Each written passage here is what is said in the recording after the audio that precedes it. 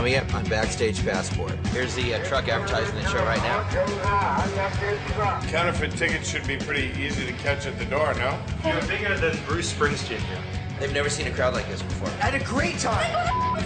I am. We're NOFX, screwing up since 1983. But these days we've got mortgages and families. So we're going on a sketchy tour. No country is too obscure. We're gonna drink and golf and fight and snort. We're NOFX, this is Backstage Passport.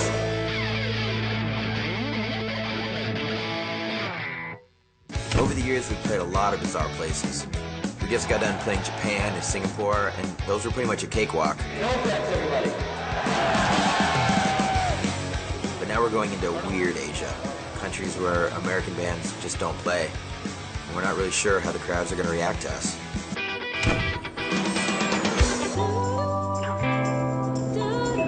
This is officially our first Muslim country that we've ever been to. I didn't know this was a Muslim country.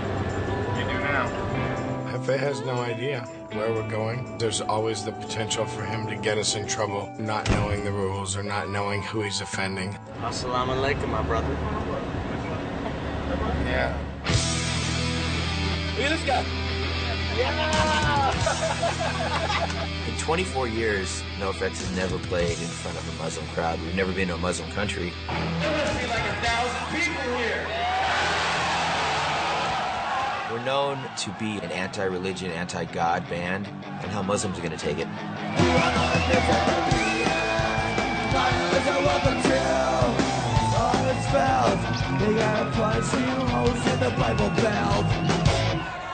I was having a great time at the show. It was a really rocking show until some kid in the pit takes his scarf off his head, swings it around, and throws it. El Jefe catches it. I was like, hey, cool.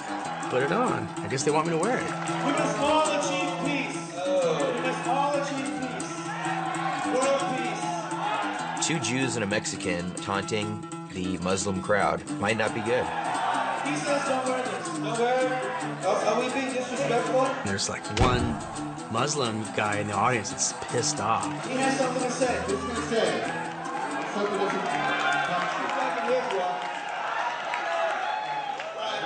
What? Please don't wear that. Because this is wearing by the good people in religion Islam.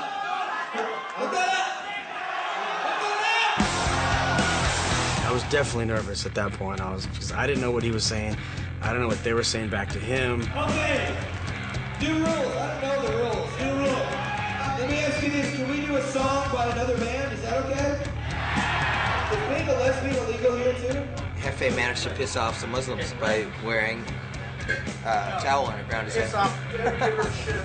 We've done a lot of shows in a lot of countries, and we've never had any shout-outs to Allah before.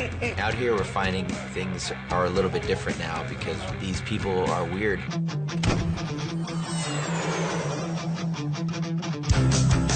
Definitely House of Flying Daggers right here. The only other band I've heard of that's played here, they told us, was the Slackers and Ensign. Here's the truck advertising the show right now.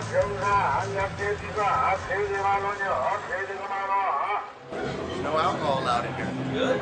Yeah, very strict. What? We want to give the kids some bottles of booze so they can have as much fun as we're having. Go to work wasted. Go work home. Got a long shot. Before I start the job, I want to operate heavy machinery. I want to work on one job, don't look for me. You gotta go to work. Thank you. Good night. Bye. I had a good time. See you later. Show was great. Everything was super fun. And then this annoying girl got backstage somehow. Hi. NOFX. Yeah. Oh, you're NOFX too? No, I just met you. I didn't know what you guys What's spoke. your name? Anita. I didn't hear what you guys spoke tonight. Girls get backstage sometimes and they hit on you, and you know, I know how to deal with it. Do you have a family? Yeah. Yeah? A 2.5-year-old daughter And and a wife I've been married to for 14 years. okay, and you love her and And I never cheat on her. okay. Never have. Yeah. She was on him like white on rice. She wanted to have a good time, and Mike was like, you know, forward, point blank, like, look, I'm married, I got a wife, and I want nothing to do with it. How would you feel if I told you have a good time? For God's sake. Come over with me. I'll share my time. No, I'm married and I don't hang out with chicks. So have a good time. I'm not gonna. I thought I was being clear and polite and just saying, you know, I'm married and I don't want to hang out. And she went nuts. What is this? Mr. Evian? What is this? You know back Evian? What is this bull? Freeze? Oh, how can I freeze? What is this? You don't like freeze? Whatever bull going on. What is this bouncing soul? What the is that? Bananas. I'm sorry. I'm just trying to open this guy's. You know, I'm trying to show you. I've been in some for a goddamn year. I had a good time. I had a great time tonight. I had a great time. Then go to sleep. I am. Bye. Very nice meeting you, Mr. Big Mike. Big Mike. Big Mike.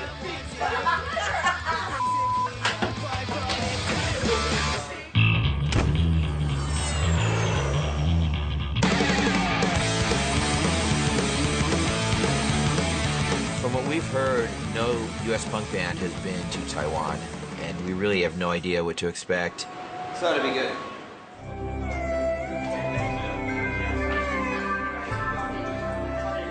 When I walk into the show at Taiwan, it's pretty obvious the punk show is going to be more of a flop show. There's 25 people. I counted them. 25 tickets got sold. So, you know, hopefully we can get up to 30. And then we've got a punk rock show. Yeah.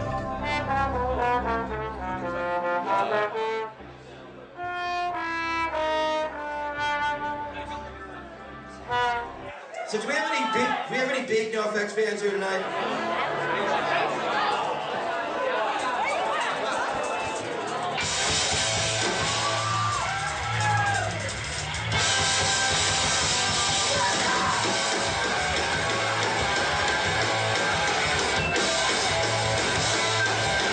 This show was really small, but there were still a bunch of people that felt the need to stage dive. An empty room, it's not going to go well. There was some old guy that got on the stage at one point. He's like, "Here I come."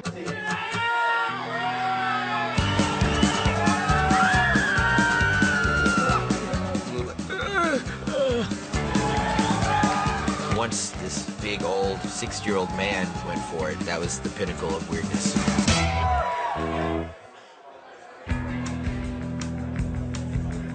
Well, another success. Another successful show. We got paid enough to afford that bottle of wine. More, actually, that plus probably the meal. After that show, I'm thinking about maybe I'll start doing landscaping around LA. It was, you know, the smallest show we've done in 15, 16 years. So, You get more of them than you know. show was a low turnout. It was really weird energy, and now we're going to China. We're starting to get a little concerned. You know, yeah, we knew we were going to spend a lot of money on this tour, but when no one shows up, it just seems kind of pointless. Where are ticket sales? You're bigger than Bruce Springsteen here. I love China.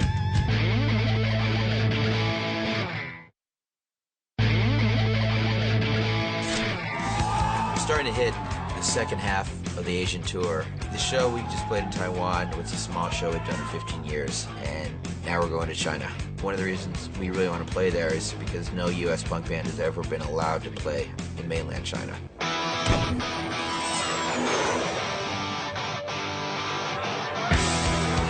We have a press conference in front of 60 different magazines and newspapers. It should be crazy. So right when we get in, we have the biggest press conference we've ever had in our career.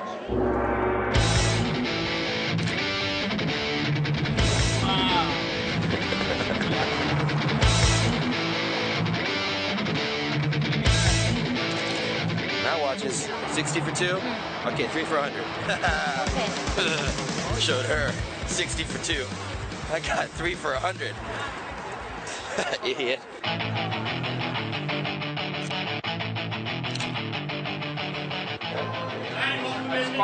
Thank you. The purpose of the interview is to sell tickets because they don't believe we're really here. This is to show that we're really here. Weird. We're doing a press conference in front of 200 million Chinese people, so I felt it was prudent to moon them.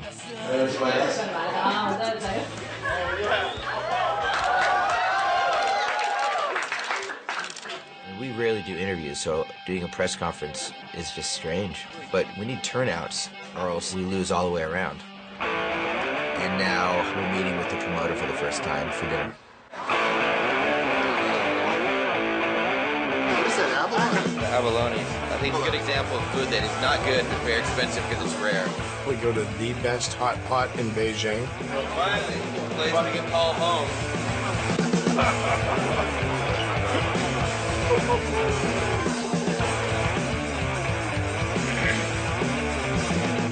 So we meet the promoter. We thought it was odd that he took us for dinner in the KKK room. So where are ticket sales? At this Probably, I'm pretty sure. Where are ticket sales? Yeah. You're in charge of ticket sales. What's the number? Oh, 600. 600. Yeah. Yeah. That's a crazy amount. Most people always buy on the day, so it'll definitely sell out. Yeah. I will be more confident in selling tickets for a NOFX show than a Bruce Springsteen show. You're bigger than Bruce Springsteen here. You will get a bigger crowd than Bruce Springsteen here. I can guarantee. I love Bruce Springsteen. That's not a diss on him. Wait, are we talking about the same Bruce Springsteen? We're talking about the same Bruce Springsteen. I'm thinking, man, the guy's just shoveling a giant load of bull into our hot pots. They go on and on about the counterfeit tickets, and that's just how it is in China. There'll be people selling tickets like 1/5 of the price. It or doesn't matter 1/10. if it's a music. You don't know how they get it. If it's a concert, if it's a Or like- football show, a football match. They do everything. I love China.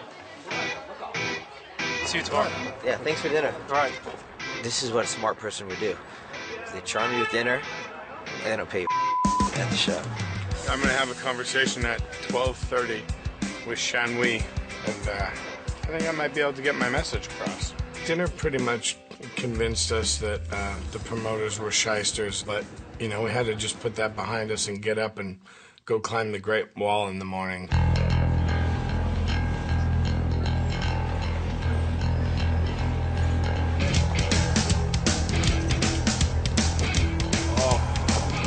Last one to the top's a rotten egg. Seizure?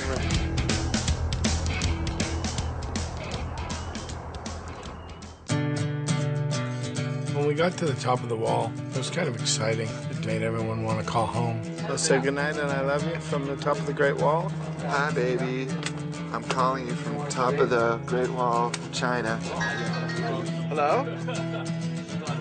Hey, Mama, how are you? I can barely hear you, but I'm on top of the wall. I have to stop and think, you know. I do it once in a while.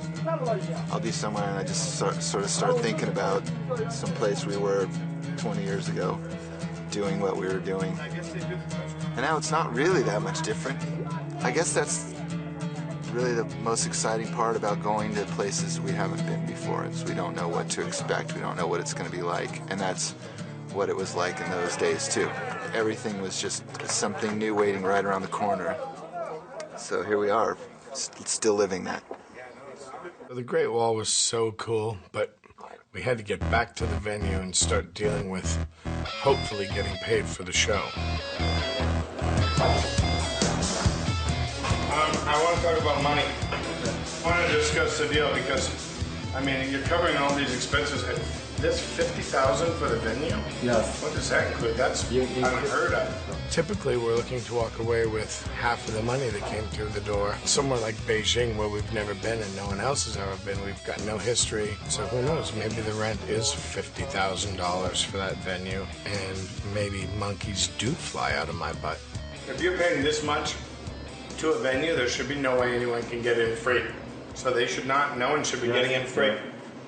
You know what I mean? Yes. You understand? They've never seen a crowd like this before. Everyone's trying to scam counterfeit tickets to get in. Counterfeit tickets should be pretty easy to catch at the door, no? Not the way the Chinese do it.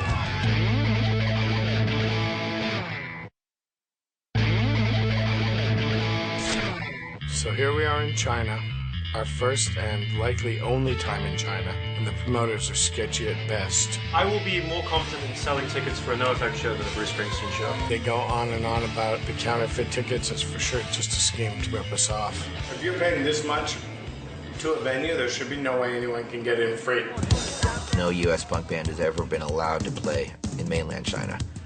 We actually got permission from the government. I want to play a great show tonight. It's kind of a historic show for them. And for me. People are still arriving. 有很多人还没到，这样的。It's good, Charlie. It's good with them. 因为他们 anticipation. Everyone's trying to scam counterfeit tickets to get in. People don't have enough money, and they've never seen a crowd like this before. It's really the security. I mean, they're not really trained for one. They're not really trained to notice what's counterfeit, what's not. I don't really see why it'd be any different than anywhere else, but it's part and parcel of ticketing culture in China. Every event we do, it's always the same. Counterfeit tickets should be pretty easy to catch at the door, no? Not the way the Chinese do it. Really? Yeah. The cards are all in his hand. He's going to give us what he's going to give us. And we're going to either leave happy or leave go to your f***s.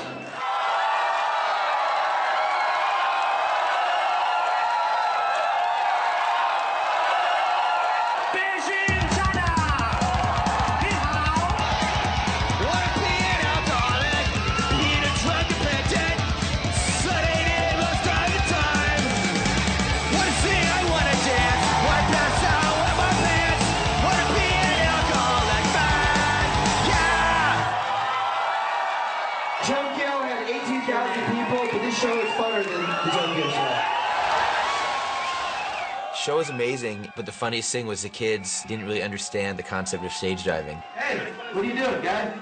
This is our time.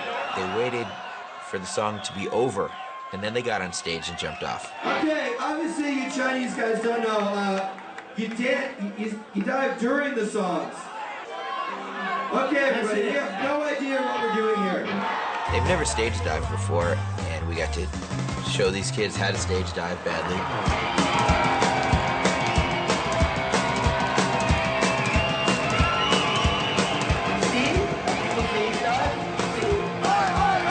Kids finally learned how to stage dive badly, which is all you really want.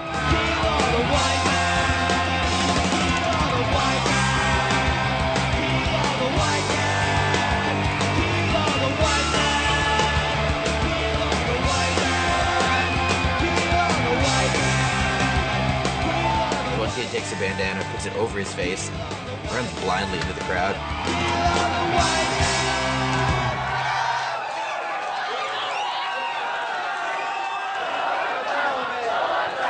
Like a 1982 punk show where people had never stage dived before and they were just going for it, and it was amazing. Every time someone got on stage, they're like, it's historic. It's the only word that comes to mind. This was the best show we ever had in Beijing. Best. I'm glad the show was awesome and exciting, but I'm pretty focused now on trying to get some money out of it.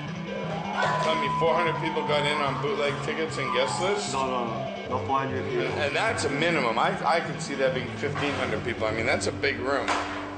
So, I don't know. I mean, you need to figure out how to get actual numbers. I mean, I want to know facts. Yes. But all this stuff I don't understand. Yes. Right. So you got nothing for me. No money for us. We get nothing. We come here, we pay everything. Sean Way, he's just totally stonewalling me and I'm getting nowhere. We put out all this money to do this thing, and the least they could do is help us recover some of that cost. I want to know some numbers. We have to, I mean, it's going to be a lot of chasing and all that stuff. Really not that complicated. They all paid cash to get in the door tonight. Yeah, that should be all your money. This is the thing. You're going to be lucky to get on Monday, like reports, like figures. Your attitude towards it to me is like, oh yeah, it's counterfeiting. It's just something we live with. That's the way you're talking to me, and I'm like, you're crazy. Kent's arguing with the promoter about how the show was completely packed at $20 a ticket, and he really doesn't want to give us any money. I might look. Thank you guys for coming here and losing money to do the show. That was awesome. No, I don't want to get silly. Lost a lot of money in China, and I don't care at all. The show was amazing. We had a great time. The kids had a great time, and that's what this is all about, really. The whole Asian tour was worth it for tonight. With Beijing. There's no fun. There's no fun. There's no fun. So we're in the airport on our way out of the country, and I get an email from Sean Wee detailing exactly how much money they lost at the sold-out concert in Beijing. Beijing report. In the inbox. Please see attachment for the Beijing report. Eventually, we got a red ink. Eventually, they got a red ink. Took a lot of manipulating, but eventually, Beijing got a red ink.